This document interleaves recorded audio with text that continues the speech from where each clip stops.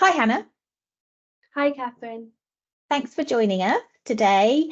You've been using SERPsketch for a few years now, and I know that you find some quite useful insights from it for your clients. Do you want to just give us a really quick bit of background to what you do and how you use SERPsketch? Yeah, sure. So I am the managing director of an agency called Vikir.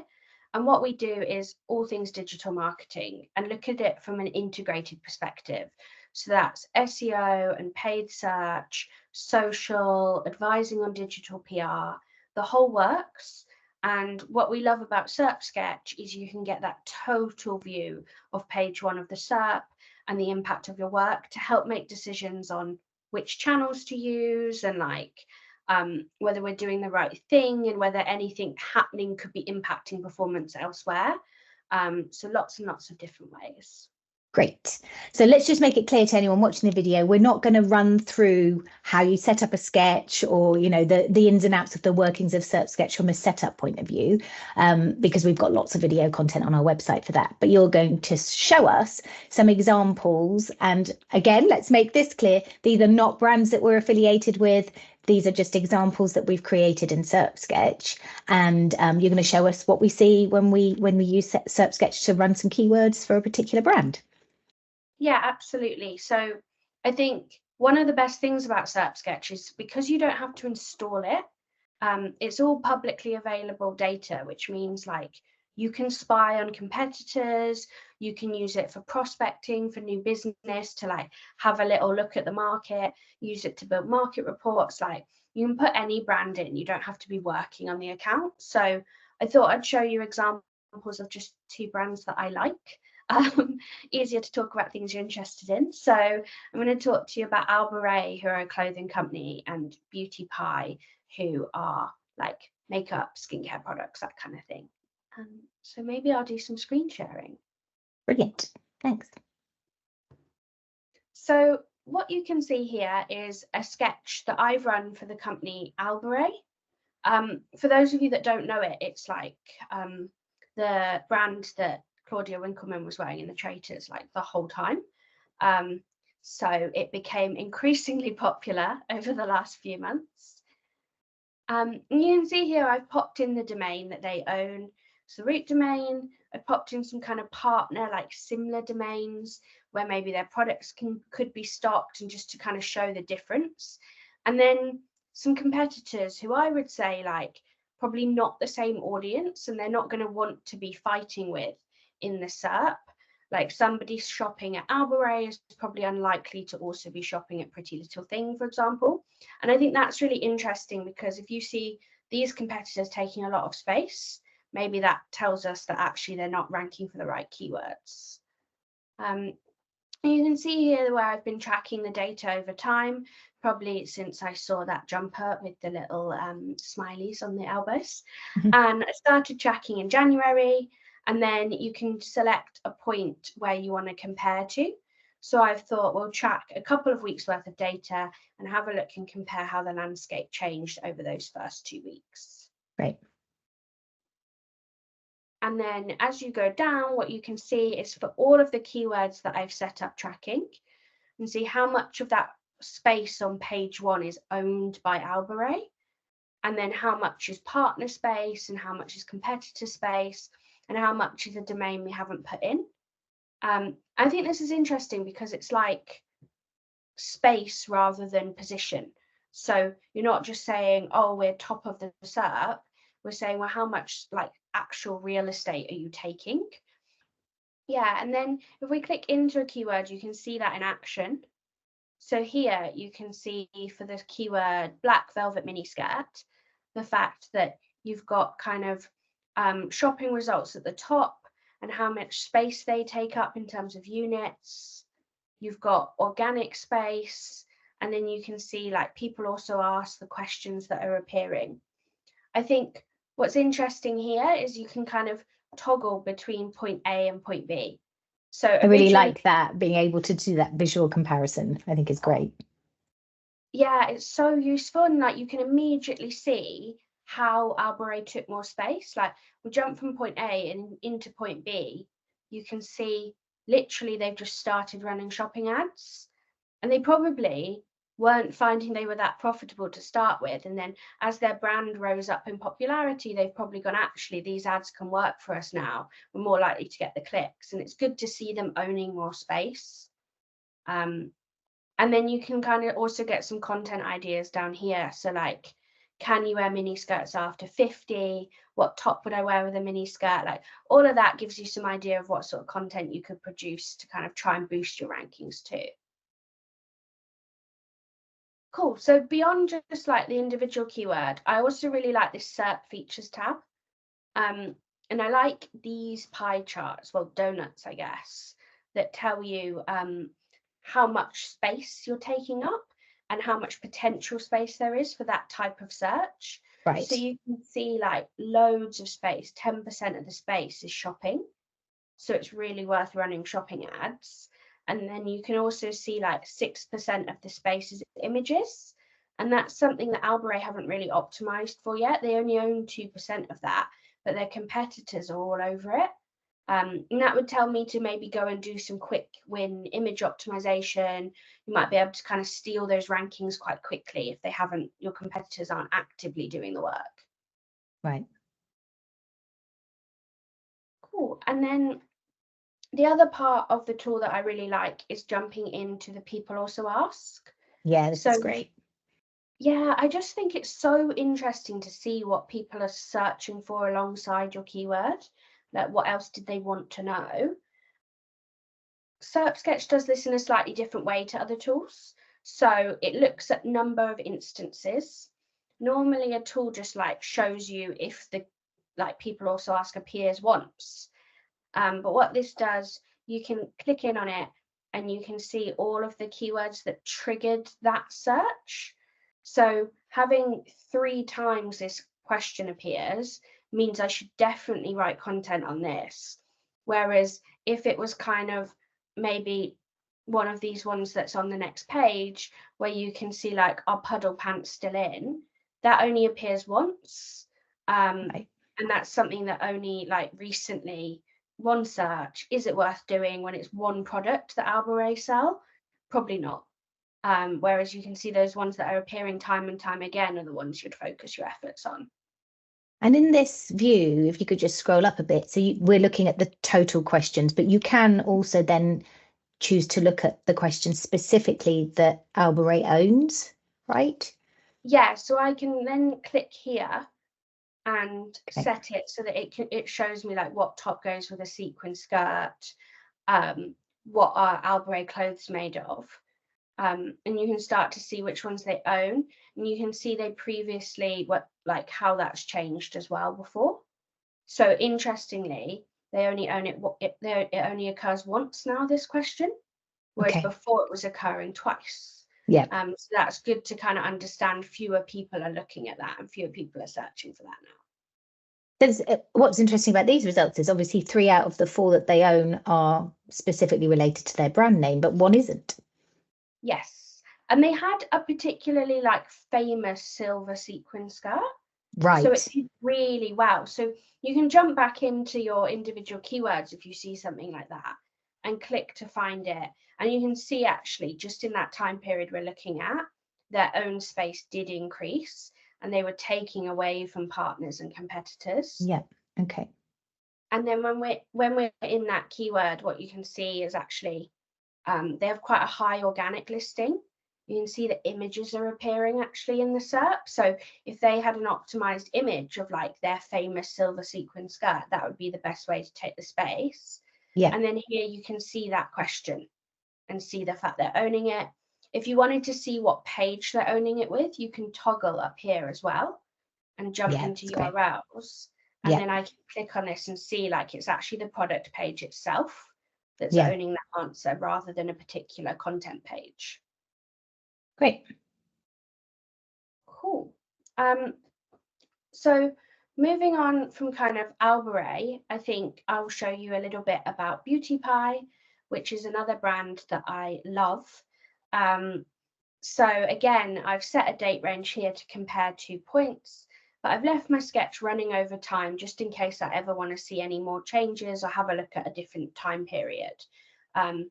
So I think that's great because you can filter down, but also you can leave it storing data in the background for you for when you come back to look at it. Mm-hmm. And I think what's really interesting here is if I jump into the SERP features. Wow, there's loads. Literally loads, so much more than Albury, I guess, because it's such a fast moving product. And what you can see is like PPC ads is owning space as well as shopping. Okay. So on this keyword set, there's the intent for people to shop and buy, but there's also the intent for people to maybe be browsing that's less product driven. And I think that's just because, like, for those of you that are into skincare, you spend so long researching that those kind of more like informative, more text-based ads, there's still a place for them here, as well as driving direct to product when someone's ready to buy. So just before we move into any more depth on this, can you just explain? So these are all the Google features that appear across the keywords that you've added it. So this doesn't appear for every single keyword that we've added in. Yeah, so it's an average of the keywords that I've put in. So I think I put in about 50 keywords of various kind of beauty products that we know Beauty Pie stock, just to get an idea of their landscape. Yeah. And that's great for when you're not actively doing SEO for them or actively doing paid. But if it was a client where maybe I was like actively working on, I might pick one particular product vertical and focus on that and run a campaign sketch on that. And then also run a campaign sketch on the next vertical and compare, like, if it was someone like ASOS, like compare their shoe SERPs versus their women's dresses SERPs, and kind of start to segment it down that way. But here I've just used a bit of a random selection. So here you can kind of see, like, on average, what's appearing in the SERP, and start to understand those broader tactics. I think people also ask takes up a lot of space here. Like 11% is quite a large share of that SERP. Yeah. But also related searches. So that's, when you Google something and at the bottom it has the like related searches, similar search bit. That's that bit. And that happens on searches where it's like longer search journeys. We often see that there's more and more related searches. Now, no one can own a related search, unfortunately. It's just Google that owns them, obviously, because it just sends you through to another search. So this 0% is pretty normal, but I'd say this 15% is a really high share. So if I was out talking to those people as a client, I'd jump into the related searches tab. And what you can see is, okay, see more, we know is a pretty standard thing Google put in, not a big deal. But then you start to see this, which is really interesting, like related brands. So it's interesting to show that normally when people are searching for Beauty Pie and their products, they also do a comparative search where they look at Beauty Bay and Look Fantastic and Space NK. And that shows you that actually, like, there's a really big play here to capture that audience and get them to be a loyal customer, because they're so open to experimenting and looking at the alternatives. And I think the other thing that's interesting is, like, you can see the membership kind of related to query and reviews Trustpilot. And it shows that maybe people just want to check it's legit. So Beauty Pie sell products that are non-branded, like they make it cheaper to access great products by effectively making an unbranded version. So a lot of people would instantly say, why is it so cheap if it's that good? And I think seeing that this is a related search, like people are going straight to check your reviews, shows that for a client like this, they really need to focus on like building reviews across every review platform and making sure they've got that positive image online. Otherwise, they're going to fight against that from getting people to sign up to membership. Yeah. I thought I'd show you an interesting keyword here, which is bronze eyeliner. So that's one of the products that Beauty Pie have. And you can see, like, they've had a good growth in the space that they own between the kind of 2 weeks we're looking at here. Yeah. Which initially looks really positive. When I kind of click into the SERP to see what's causing that, if I look at point A, I've got a shopping result here for my molten bronze eyeliner, which makes total sense for the query. I don't own the organic listing, which is a bit of a shame. Might need to work on the SEO there for the product. And then lower down the page, you'll see I don't own any of the questions, and actually some direct competitors do, which if we toggle there, you can see the direct competitors like Laura Mercier. Why do I always pick brands that I can't say? Birdie, who like are reviewing the products, and then Charlotte Tilbury, a direct competitor as well. So looking back at what's changed, the main thing that's actually changed here and their growth has come from this second shopping listing. But what's really interesting is like that's not a bronze eyeliner. Instead, it's like a nice purple eyeliner. And I think like that's interesting. Like, I'm definitely not saying Beauty Pie are doing anything wrong, because maybe when people search bronze eyeliner, like typically a bronze might go with like a kind of hazel or a green eye. Maybe they'd look nice with a purple, and they don't experiment outside, and seeing it, they might get a lot of conversions because potentially the purple stands out versus the other colors here. But equally, if it's not converting, this could be a great sign as somewhere they could pull back budget and make sure that their products are tagged up by color and that they don't appear on different kind of searches. So it's definitely, SERPsketch won't tell you what to do, but it will tell you what to look into. And I think this shows a really great point for someone to go and speak to the paid team and say, what are we seeing from this test? Should we be turning this off? Because do we really want to own that space? Or do we have a different bronze product that could be here instead? And then you can see further down the SERP, like they now have an organic ranking, which is great. That molten bronze is coming, bronze is coming up the SERP. But you'll see that actually they still don't own these questions. Yeah. So I would then probably suggest they take this away and actually say, should they be building up better reviews of their products on Quora and also on that site before Birdie that was owning a lot? Like, should they be contacting those and trying to get better reviews? But also, they should probably be producing some content here that covers these. So this matching a color of eyeliner to a color of eye seems a really common question.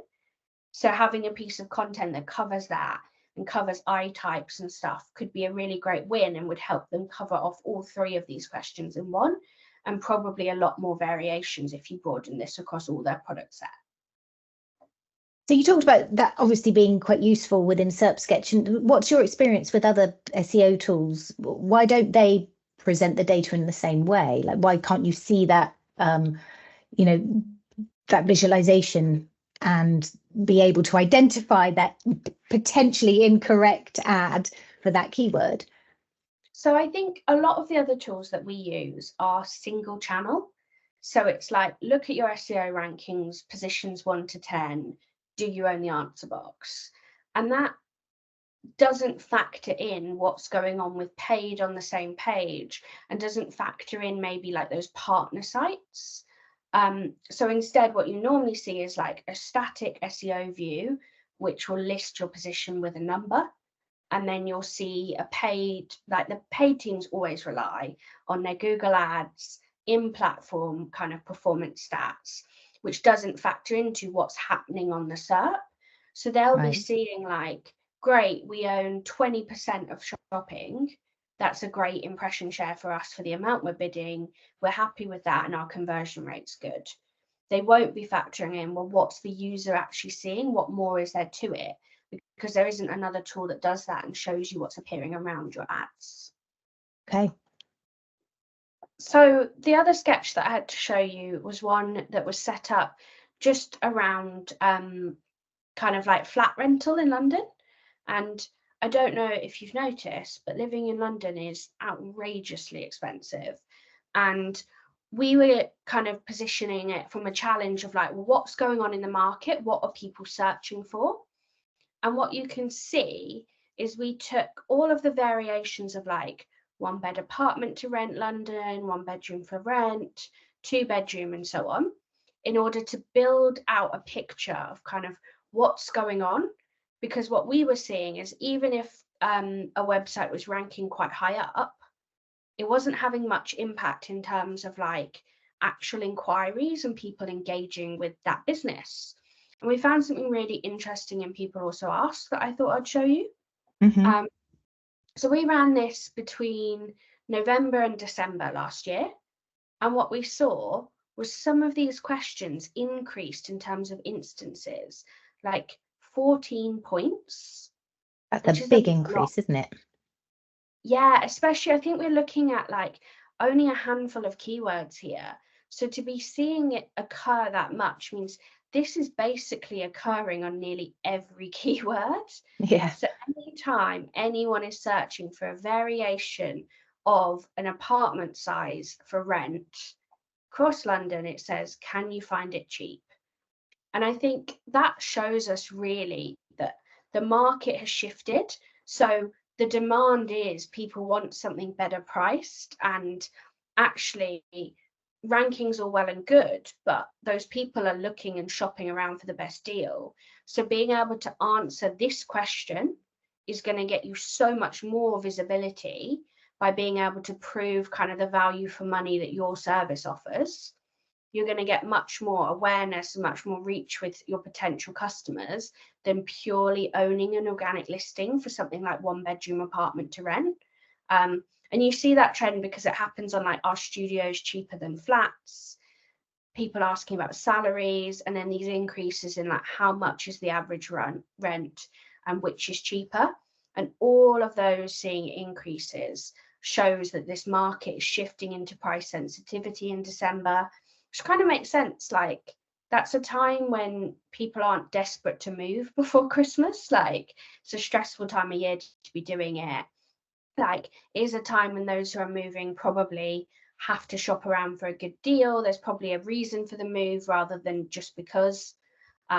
So I think it kind of matches that market. And I'd say that's probably like one of the most interesting things here about using people also ask to fuel a content strategy. Like, normally I'd do a content strategy and decide what goes on page by using like keyword research and search volumes, but they don't get updated that often. Like, the search volume data is kind of controlled by like Google providing how often something's searched. And then you've got tools that provide search volumes. Nothing quite matches up, but it's not updated weekly. It's usually the past month's average, whereas people also ask, like, can change daily, and SERPsketch can pick that up and show you this trend before it's reflected in search volumes, which means you can be ahead of the market with what you're doing in terms of your content and your on-page optimization. That's fantastic. So where do you see SERPsketch fitting in with other SEO tools? Because I mean, I'm assuming you use it as well as some other things. Yeah, so we use a couple of other tools for when we're doing like our main keyword research, and finding keyword opportunities. And then I would say, like, when we get going with a client in terms of on-page optimization, creating a content strategy, that's where SERPsketch can really help us create those kind of like topical content clusters and help us understand what's going on in the SERP from an SEO perspective. And then we normally run like an ongoing sketch across kind of a core set of keywords for each client, where we can compare all channels and use it as kind of an indicator as to if anything does drop in page search, or in shopping, or in social, like what could have caused it. So we use it kind of as that maintenance, but also as that kind of like strategic piece. I think you can really easily, when you're getting set up, like import your keywords. So you can either use a template or copy and paste them in from another tool.